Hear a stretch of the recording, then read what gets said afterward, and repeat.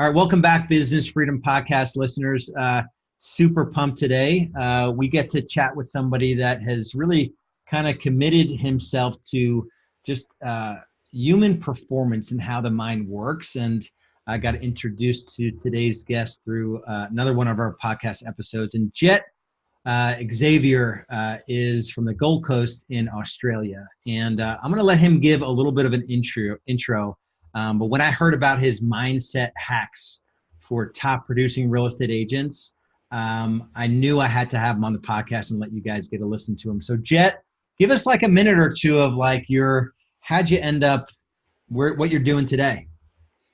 Well, I've been coaching for about 15 years. I was in the youth service space, and then in fitness and health, and then I was in corporate coaching, and then I've been in real estate for about 7 years now, specifically working with agents and principals around performance, but more particularly how their mindset impacts on that and how their wellness and well-being impacts on that. So I work with people who are just getting into the industry, or people that have been in the industry for a while and want to make a serious change, or top earners who are looking to get that little edge, or a business owner who wants to help the team sort of function more at a performance level. So I figured out quite a while ago, mate, that the missing piece was the mindset, that we were really good at getting skills, and we're really good at refining those skills to be better at our craft as agents. But I kept having agents coming back time and time again who were investing in great programs from a skill set point of view, and a scripts and dialogues and a marketing social media platform profiling point of view, but they just weren't hitting the mark. And so I'm trying to figure out where is the gap. And for me, it was around the mind, how it works in relation to their performance, and putting the two together. So what I do is really complementary here in Australia with other coaches that do the skill set stuff. I just bring the mindset stuff in, and we put it together, and we see some great results. Most of my clients improve $250,000 or more in their GCI per year through just fundamentally looking at this other side. How is their wellness and well-being? How does their mindset impact on their performance? And what do they need to do to change it? Big believer, mate, in change the human first, and then you change the business, as opposed to change the business and then hope for the best. So it's been a fun ride. I get to travel. I just got back from 14 events around Australia and New Zealand, talking about thriving in a challenging market. We have a challenging market here at the moment. So how do you thrive in a challenging market? How do you step up on a day-to-day basis?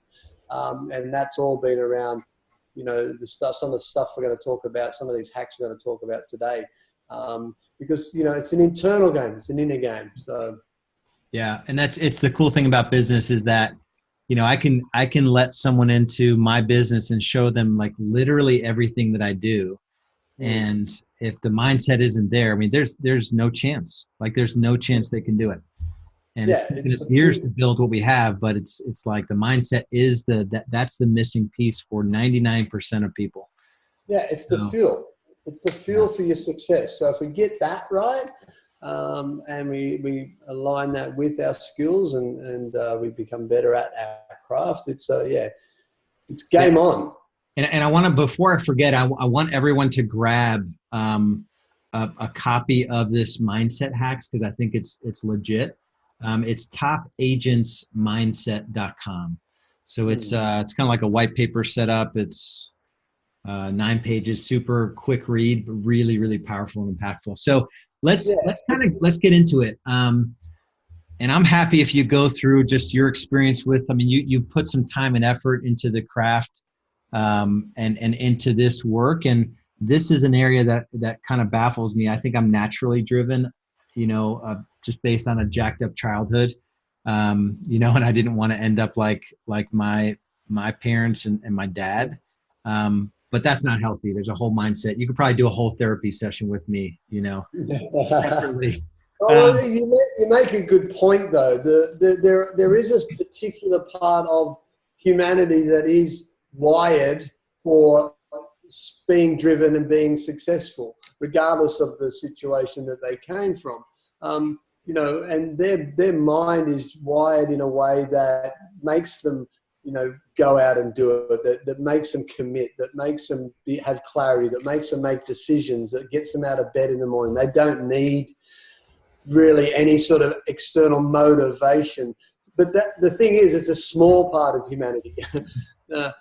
So what happens to the rest of us mere mortals?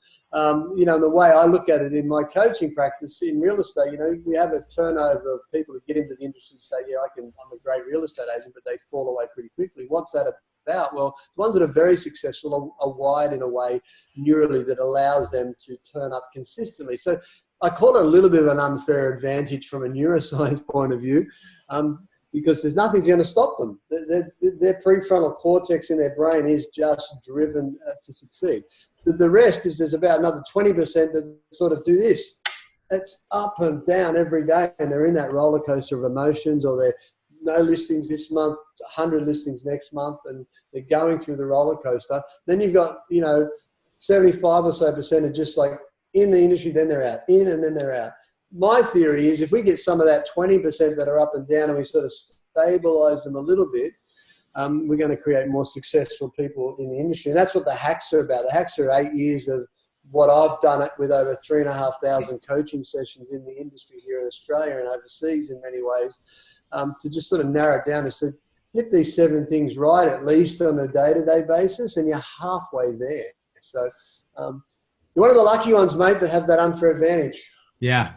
And it's funny, and it shows up in other ways too. There's a whole nother set of hacks for not being wired this way. Correct. Yeah, correct. But you still have to turn up and work hard, of course. Yeah, for sure. But I find it fascinating how the brain works in relation to success and performance. And it's quite interesting when you look at the brain of someone who's uber successful and someone that potentially procrastinates, thrown their life away, hasn't done anything with it. You'll see a difference in the way it's sort of set up and wired. So my process is about conditioning someone who's, I'll give you a quick backstory if that's all right. Yeah. So, I left home at 14, left school at 14, was a heroin addict, carrying a sawed-off shotgun around in the duffel bag in Sydney's King's Cross. I was homeless. I was suicidal. I overdosed on heroin at 17. My girlfriend died next to me. I was charged with manslaughter. I nearly died. I was in intensive care. I was facing 8 years in prison. I ended up in remand in prison in Australia. I got out on $10,000 bail. I went to court 2 years later, got found not guilty of manslaughter, and I'm still only 20 years of age by this time. So I've really drove myself in a very destructive way when I was a teenager. But I came out of that to create a nice, successful life and business by merely focusing on how this was wired and how I needed to change that to change my behavior. And it's all about that. It's all about understanding this so that we can change the behavior that's stopping us or holding us back from actually performing at the level we really know inside we can. Yeah, that's awesome. So let's get into the hacks. I mean, if you're cool with it, let's kind of dig in. Yeah. You can just run. So hack number 1 is overcoming procrastination and eliminating distractions. I think the biggest thing that stops real estate agents being successful is that they procrastinate and they have distractions. There's an interesting stat I got here. In 1978, 5% of the population admitted to being chronic procrastinators compared to roughly 26% of the population today. We also know that a third of our day is taken up in distractions already. So a lot of productivity time is taken away. And I think the thing we need to shift in our mindset is the fact of our value of time. Have you got kids, Lars? Eight and 11. Yeah. So do you value your kids? Yeah, sure do. Do you show that? Of course you do. You have a partner. Do you show that? What we don't value when it comes to procrastination, distractions is our time. Because we just accept it, we're complacent with it, we think that it's going to always be there, so we've got an endless amount of it. But when we start attaching value to time, we start having an emotional response to time. We start having a neurological response to time, and we look at it differently. Rather than it being something that we do, it's something that we prize. It's something that's important. It becomes of a high value. We wouldn't not value our kids. We would not value, doing what we need to do to drive ourselves to a success. And in procrastination, distraction, it's no good just saying to yourself, well, I'll just make another list. I'll just try again, because how many times have people known what to do, but they haven't done it. And that's because what they're trying to do, they don't actually value. It's like when I used to do a lot of executive coaching, the executives used to say, what's your number one value? Well, my family is. Well, how are you working 120 hours a week, not seeing your family, killing yourself, and then saying you value your family? There's a disconnect. So until we get to the point where we crucially value time, we'll still allow procrastination and we'll still allow distractions to come in and get the best of us. Yeah. Awesome. All right. Hack 2. Hack 2, beating stress. One of my favorites. Real estate's a stressful business. You know, I say to people when I'm talking to groups, you might as well get up in the morning and punch yourself in the head because someone's going to do it anyway. You get let down, you lose listings, building a pest falls over, finance doesn't come through, you've got buyers that, frustrate you. It's a very stressful business, real estate. High pressure, there's a lot of expectation. And there's a lot of anxiety comes with it. If you're on a commission-based sort of structure where you're month to month, whatever you sell is going to feed the family, then that can create a lot of stress. Interesting statistic I got here. There's a US study of 30,000 adults over 8 years, and they found that those reporting high stress levels and who believed stress was harmful were 43% more likely to have died in that period. In contrast to those reporting high stress levels but who didn't believe it was bad for their health, had the lowest risk of death, even lower than those reporting minimal stress levels. So what I coach around stress, and as a quick hack for those people out there that are listening, is make friends with stress. People see stress as an enemy. They see it as something they need to resist. They need to push away. When actually stress is neither good nor bad. It's how you perceive it. Stress is, as we know, it's just a fight, flight, freeze response. But what we do is we label it with other things, which compounds the effect, and it makes it bigger than it actually is. I get people to bring stress close. Make stress a friend, and you'll notice a difference. You'll be less resistant. You'll be able to manage it more effectively. It will become an asset to you from a learning point of view, from a decision point of view, from a performance point of view. So recognize it's not good nor bad. Make friends with it. Get to understand it. And use it to your advantage. Don't let it overpower you. So that's the basic thing I teach about stress to my people. Yeah, awesome. Yeah, I mean, it's probably one of the things, that I struggle with most, having 2 businesses, 2 kids, a wife that I want to keep happy, and I've got my faith, I've got my, my physical body. Yeah. I'm in a men's group, so I want to be a good brother to those men. And it's like a lot, and even the good things stress you out. So it's exactly. But it's our perception about that stress that we've been taught, that we learn about, and we think, well, hang on, something's wrong. Nothing's wrong. It's just a whole lot of chemicals flooding through your body in a response to something. And if we can go, okay, I'm going to make friends with that, understand it, don't resist it, and make the best of that, we get more performance. And that's what we're looking for here. So hack number 3, how to stay optimistic. So one of my favorites, because studies show us that optimistic people outsell pessimistic people by at least 30% or more. And I think that's awesome. I think, this is a small tweak. This is just a tweak you can make at any stage. You see, it's how you get out of bed. It's how you turn up to that phone call. It's how you turn up to that meeting. It's how you turn up to the day, which is the most important aspect of being a real estate agent. It's your energy. It's your enthusiasm. And when you're optimistic, that sets you apart from many people. We've got the Harbour Bridge here in Australia. It's one of the most famous, iconic tourist destinations in the world. Oprah's climbed it, presidents, everyone's climbed it. And the guy who created the bridge climb was given 70 reasons at the beginning why this was never going to happen, ever. Finished, don't even think about it. Over 10 years, Paul Cave's his name, over 10 years he came back to them with 70 reasons why it will happen. And the rest is history. Did he do anything special or, different than any other person putting in a proposal around stuff? No, but he had something that was a fuel that kept him going, and that was his optimism. And so you've got to focus on your victories, not your failures. And I think it's easy for us to be wired for a negative bias in our mindset to focus on the negative stuff, when if we just switch it a little bit consistently and look at the upside, things are going to always be different. And people sense your energy, Lars. They sense how you are. They sense your your nervousness, your worry, your anxiety, stress. But optimistic people are always looking for what's going to come down the track, what's going to happen next, what is the good that's going to come out of this. And certainly this is something I teach everybody that I coach, because it's an important hack. You can get out of bed optimistic and that'll change your whole day, or you can get out of bed on the wrong side of it, and that's going to wreck your whole day. So Yeah. Learned Optimism by Martin Seligman is a good book if anyone's interested as well. Yeah, and I do a practice of gratitude. You mentioned that here as well. I use the 5-minute journal Yeah. on my phone, which, you know, they have all these images every day. You put an image in your phone, and Yeah. the 3 things you're grateful for, the 3 awesome things that are going to happen today, and then you end the day with, you know, what amazing thing happened and what could you have done better. So it's Yeah. really It's super a good powerful. Yeah, it's a good point you make, because what that practice that you're talking about is a conditioning practice. Yeah. Because what's happening is when you're not optimistic or when you're stressed, you're working out of the fear center in your brain.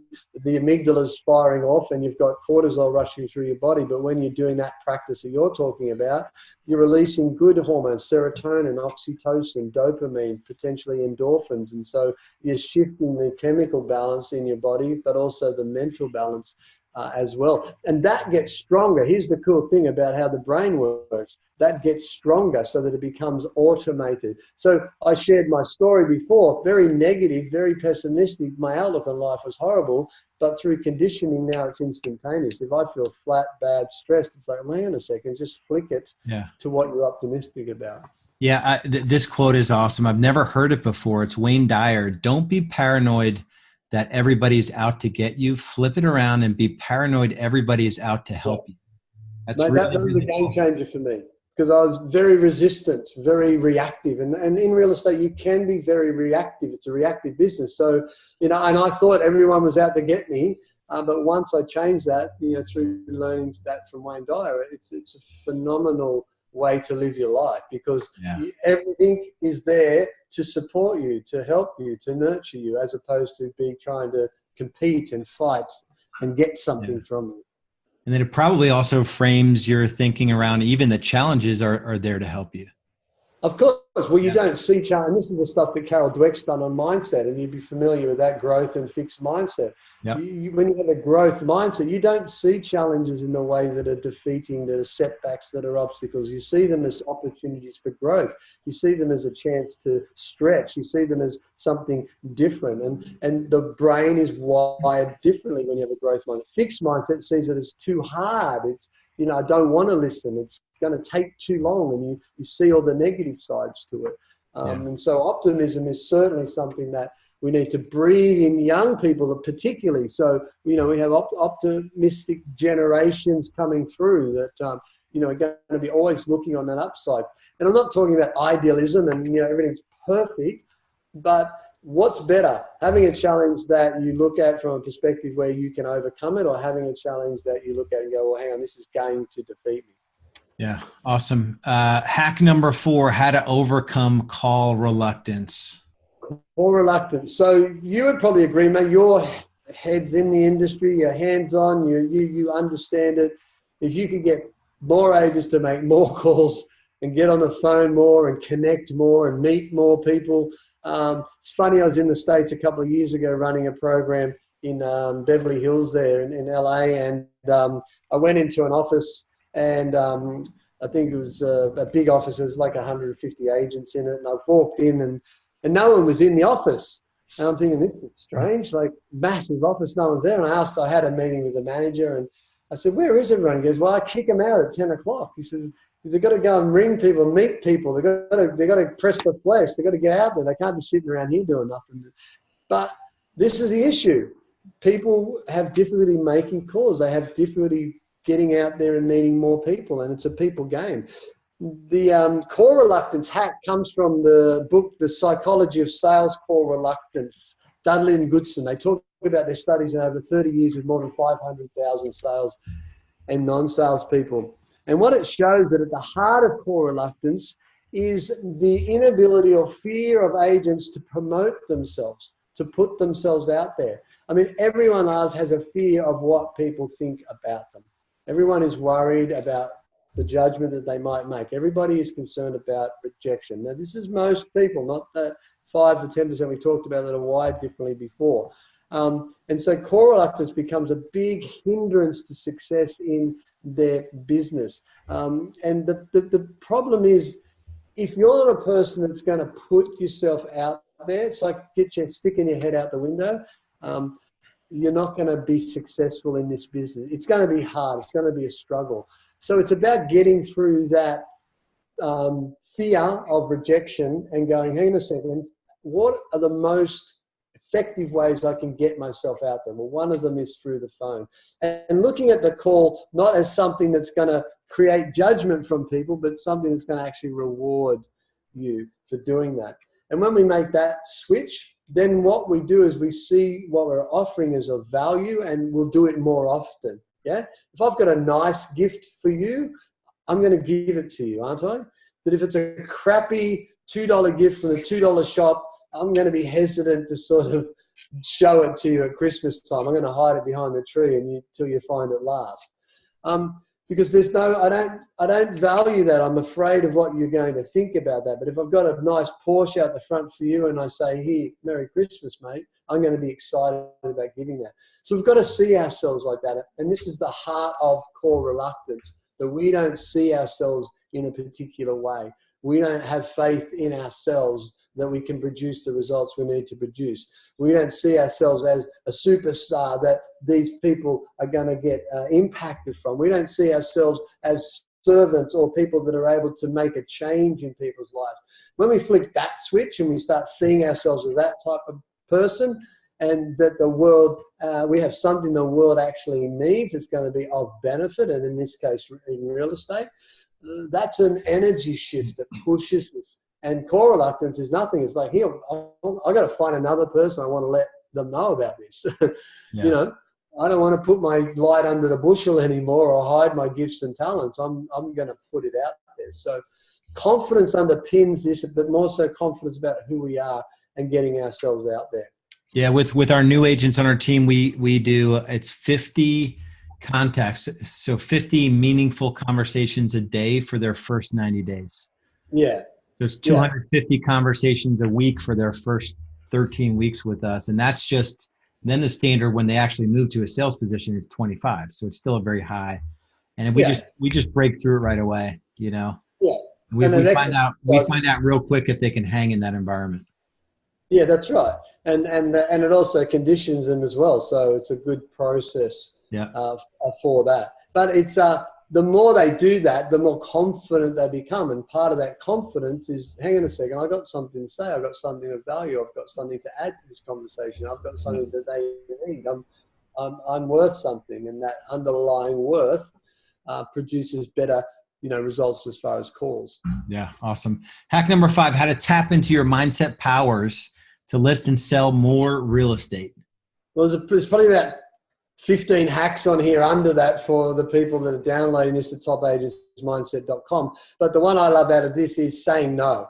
I think if more people learn to say no, they'd be far more successful. I mean, I had a coaching call with a client yesterday. He wrote 300,000 GCI in his first year.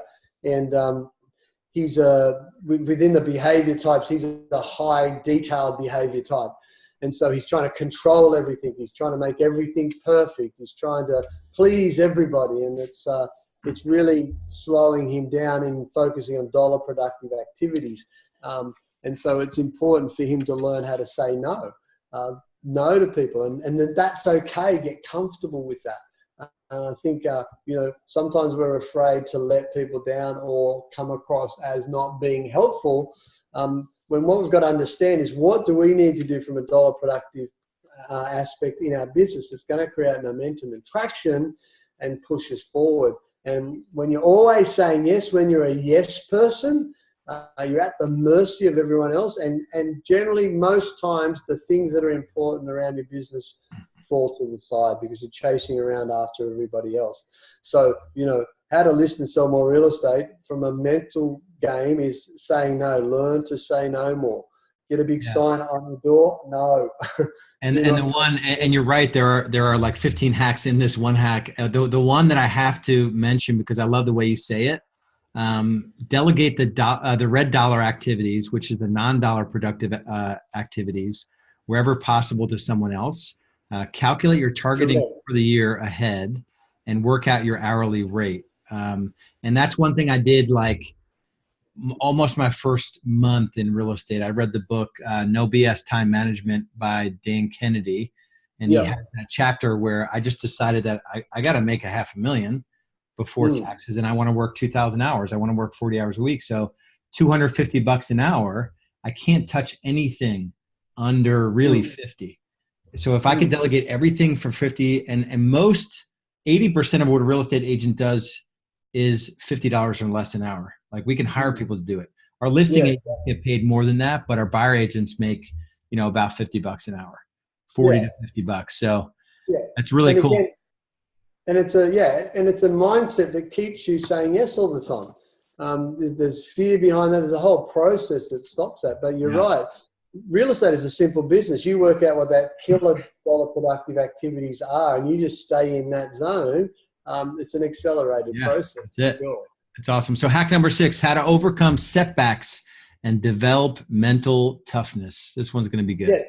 Yeah. So, there was an interesting study done in West Point Academy over in the States about mental toughness and who had the most mental toughness. They thought that the people that got through Hell Week were strong mentally, and so they must have been the people that were the strongest, the most talented, the people that had the best DNA, come from the best families, were the best looking, the most, all that type of stereotype. They thought those were the types of people that get through Hell Week and survive.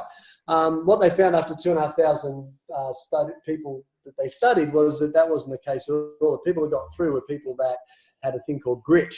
And grit wasn't connected to your ability, talents, the family you came from, your DNA, anything like that. Grit was about that ability to push through towards your goal, regardless of what's going on around you. And that's what mental toughness is, or we call it resilience. That ability to consistently push through towards your goal regardless of what's going on around you. But what do real estate agents do? They focus on what's going on around them. And they put their energy into that, and then that slows them down. Real estate's a momentum business. Get momentum, you get traction, and then it accelerates. Yeah. But when you're focusing on what's happening, it stops. You stop. You're like in mud and you're stuck. But resilience and grit is the ability to keep pushing through. We've got a lady over here in Australia called Taria Pitt. She was in a marathon race, a bush marathon, 100 kilometers and stuff. And a fire came through, and actually she got caught in it and really burnt alive. She survived horrific injuries, but she survived. And she's one of the motivational speakers around the world now. She's had a child. She competes in triathlons again. But her story is amazing. But they asked her, why do you keep going considering everything that's happened to you? And she said, because there's a piece inside of me the fire didn't get to. And I teach people that there's a piece inside of you that the fire can't get to. There's a piece inside of you that a bad market can't get to. There's a piece inside of you that doubt can't get to. It's that ability to consistently just get up and go forward regardless of what's happening around you. You got to consistently see the setbacks as failures, as I say in the hack. But it's that mental attitude of, hang on a second, this might not be ideal. This might not have went the way I wanted it to go. This might not be what I saw it to be. But I just got to keep going. Make no judgment on that. Keep going. And I think real estate agents particularly give up too early. They don't play the long game. They play a short game. They don't delay gratification. They want it now. And I think if we learn that, hang on a second, this is a long game, and we're just going to roll with the punches and keep pushing through. As you know, it's a predictable business. You get someone that focuses on the right things for 2 or 3 years, they're going to be a successful real estate agent. They're going to build a great referral business. It's going to be solid, and they're going to have the life that they want. Yeah, that's awesome. So hack number 7, how to survive in real estate. So this is probably my favorite because we did the first research ever in Australia on wellness and well-being. We did national surveys. We did roundtables around Australia. We run 2-day summits with neuroscientists, happiness experts, stress experts, and we got agents that are successful $1 million writers who have, aligned with the message. And so we've done a lot of work over the last couple of years around this. And, our studies show that, over 2/3 of the industry is stressed. They're suffering from physical symptoms of anxiety. Work's impacting on personal relationships. They're not happy with their physical health and fitness. So, we've got a few issues around that, because all that impacts on performance. It impacts on turning up. It impacts on your energy. So it impacts on listing and selling. And so what we want to do in Australia particularly is make sure that firstly the message gets out, but understanding that what's happening globally, Lars, is that wellness and well-being is becoming really the new performance metric.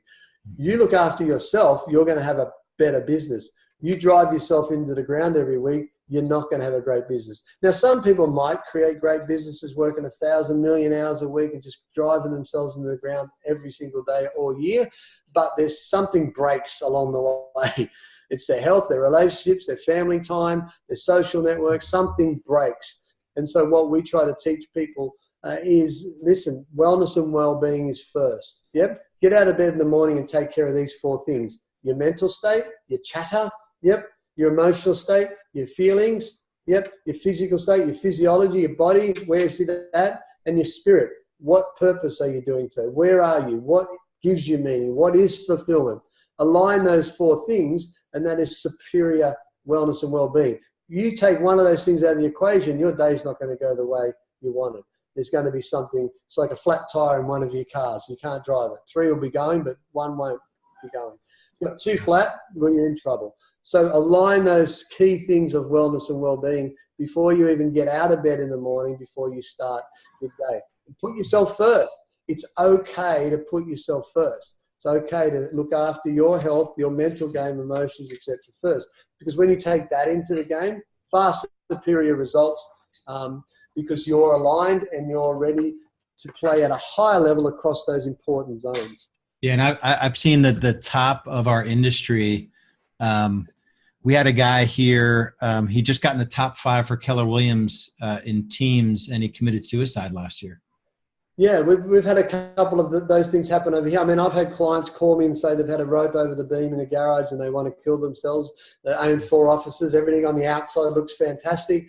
I mean, I've got a client that came to me hospitalized twice, family falling apart, but riding 600,000 GCI. So in the eyes of the industry, this successful, yeah, driving the car, good bloke, but behind the veneer, falling apart and trying to keep up with the look that everyone expected. And so, long story short, we took him from 600,000 working 6 to 7 days a week, hospitalized twice, to riding 1.2 million working 4 days a week, and seeing his family more, playing more golf than he should at the moment, but totally turned it around. Why? Simply a different model, looking at wellness and well-being principles. I mean, the jury's out on this. You're 3 times more productive. You work 100 more effective hours every month.